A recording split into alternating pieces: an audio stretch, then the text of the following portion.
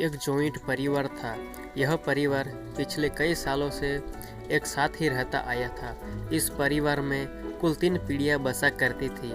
लोग उनकी एकता की मिसालें दिया करते थे, लेकिन एक नई बहू के इस परिवार में दाखिल होने से इस परिवार की शांति अब खतरे में आ चुकी थी। यह नई बहू स्वभाव की खराब नहीं थी, लेकिन जब उसे गुस्सा आता था तो वह किसी को कुछ भी बोल देती थी और उसे हर छोटी मोटी बात पर गुस्सा आ जाया करता था।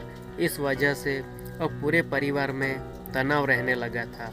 ऐसा लगता था कि इतने सालों से जो परिवार एकजुट था वो अब कभी भी टूटकर बिखर सकता है।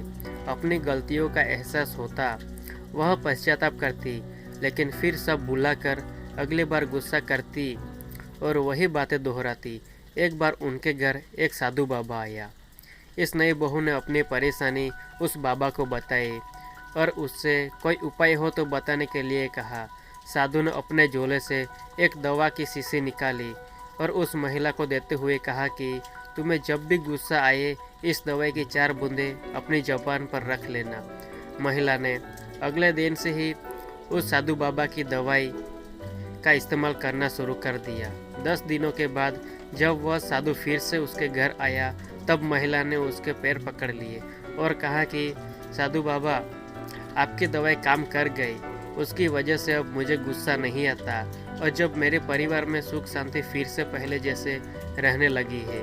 साधु ने हंसते हुए कहा कि मैंने जो तुम्हें दवाई दी थी, दरअसल वो कोई दवाई थी ही नहीं।